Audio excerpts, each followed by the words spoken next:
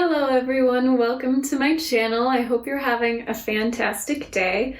I wanted to thank everyone who watched my last video that I posted on Tuesday.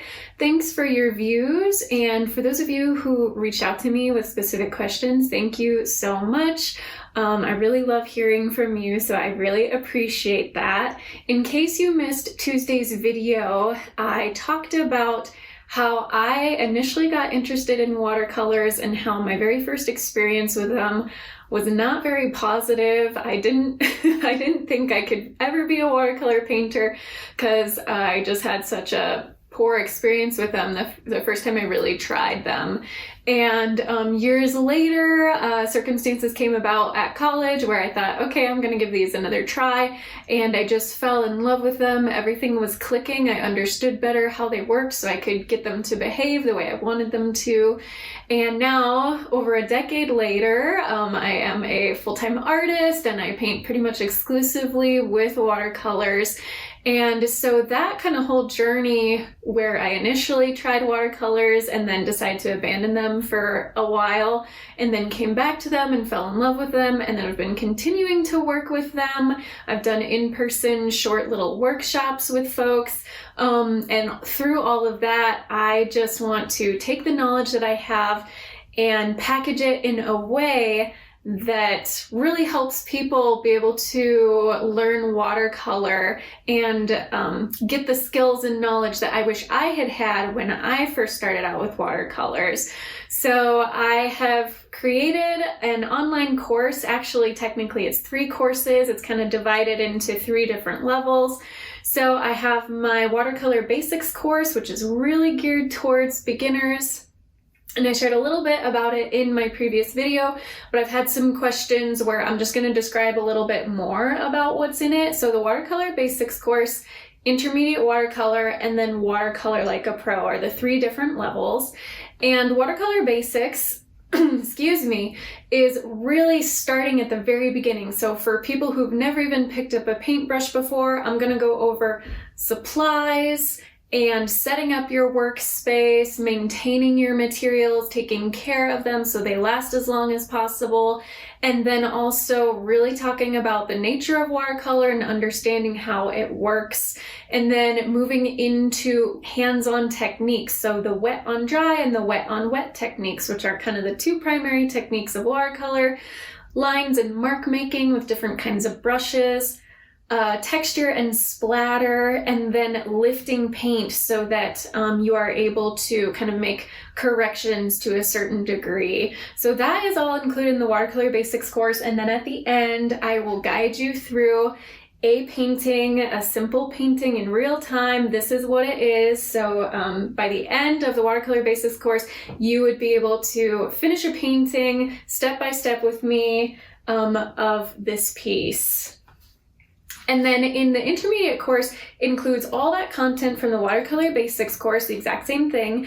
And then we also go deeper into all about color. So we're going to get really involved with pigment versus water in your brush and creating a color swatch guide. You will create your own color wheel. So I have this lovely handout that you'd be able to download and print, and we would paint in our own watercolor wheel. So color theory and some color temperatures here. So talking about that, and a little bit about mixing color with watercolors, and then moving into the painting process and kind of talking about things that you can do to prepare for a painting before you even start painting, and then working in layers, the progression of detail, how you're going to build it up over time as you work, and then also talking a little bit about blending because that takes a little bit of work with watercolors. So that's included in the intermediate course, and then the Watercolor Like a Pro course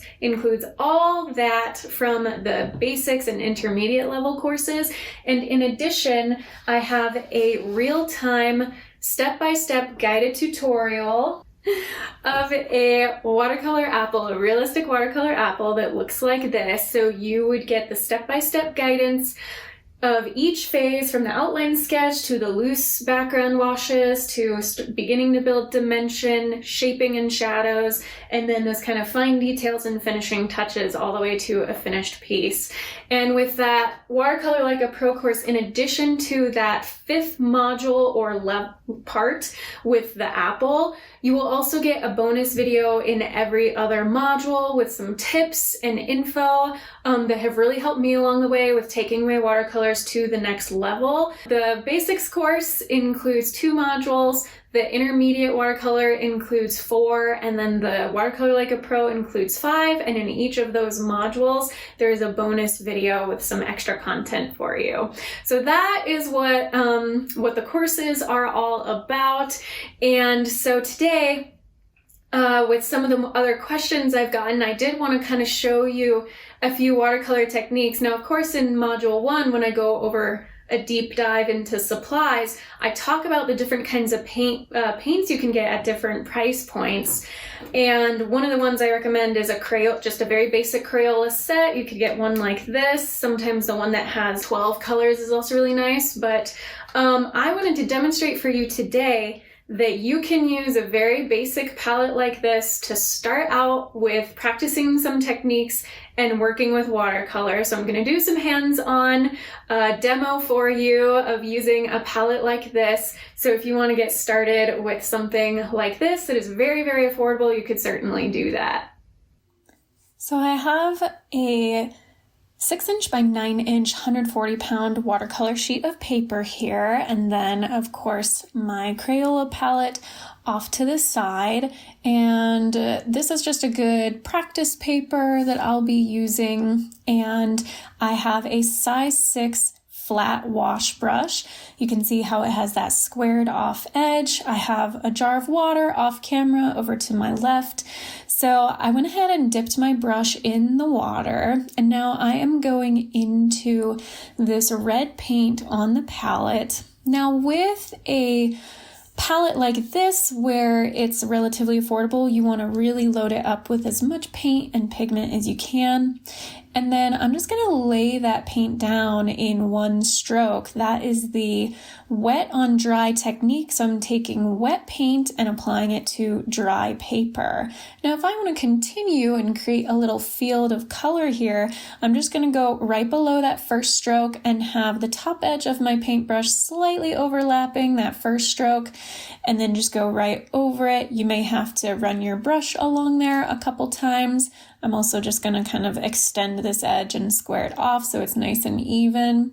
And then you can just continue to do that, just basically creating stroke below stroke below stroke. And if you start to run out of paint and it gets a little too light, you just go back into your pigment once more, and then you can darken it up a little bit. And again, you can kind of paint over where you've already painted just to kind of reinforce the color and spread it around a little better. But you can see how this wet on dry technique creates a nice solid field of color. You have delineated edges. Now for the wet on wet technique, you want to start out with a wet surface. So I am taking just some clean water and applying it to my surface, similar to how I applied the paint the first time, but now just a little more quickly. I'm just blocking in a somewhat rectangular shape of water. And then I'm going to go into the green paint I decided to use. And again, you want to try and pick up as much pigment as possible. And then I'm just going to tap my brush to that wet surface where I laid the water down, and see what a difference there is between that wet on dry and the wet on wet technique. The edges fan out and start to kind of dissolve and spread it into the water. I also want to show you how that looks if you try to create an even field of color rather than just kind of dotting your color into the water.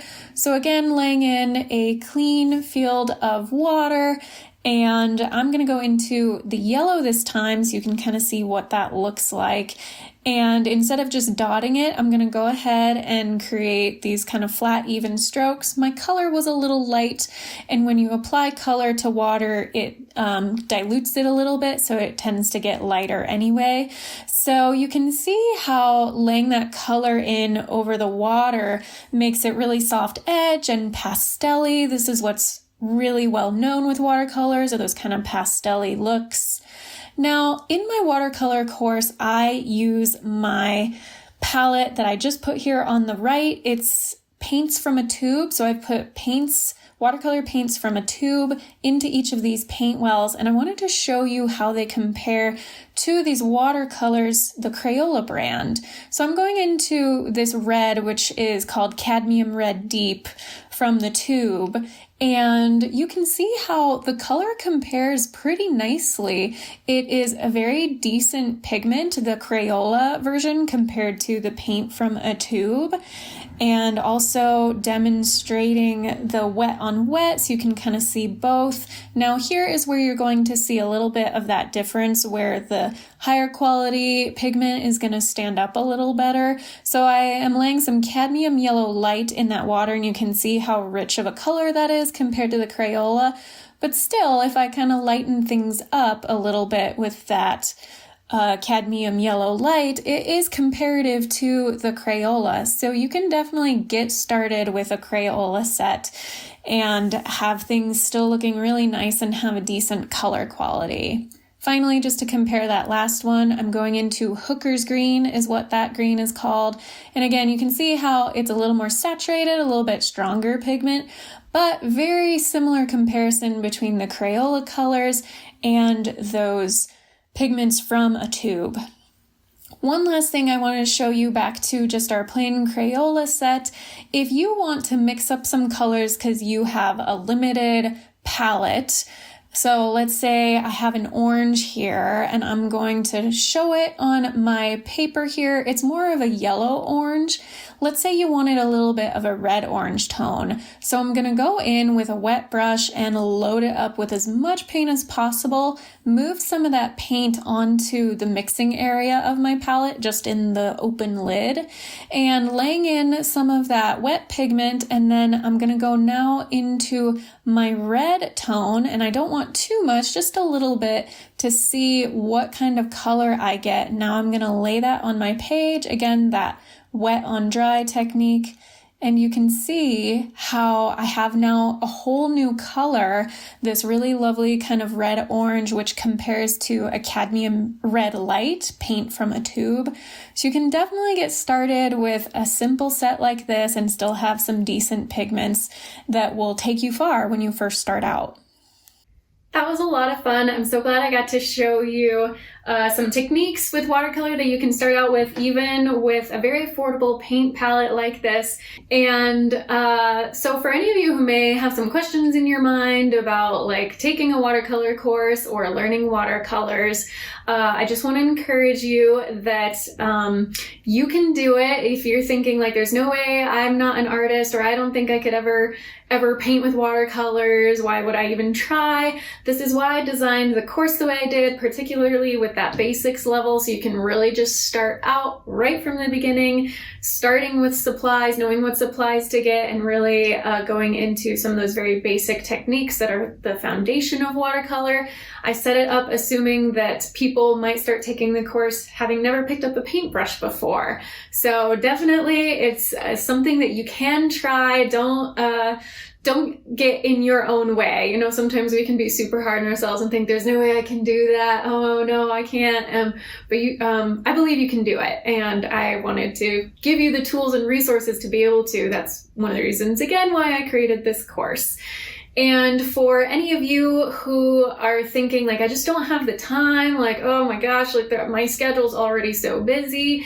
And that is true. Like, I know all of us have so much going on in the day to day, you know, especially if you have families and are taking care of a family, or really dedicated to your job and career. I know there's a lot, and that is why I set these up to be in bite-sized chunks, very digestible, very approachable, and in a relatively short amount of time. In that basics course, it's probably total the footage that you'll be watching in the online videos, again, because it's a online course, so you'll be watching the content in a video. it's just maybe a couple hours or so of your time. And then again, with the intermediate watercolor course, again, maybe like 4 hours. And then the pro course, it's less than 10 hours.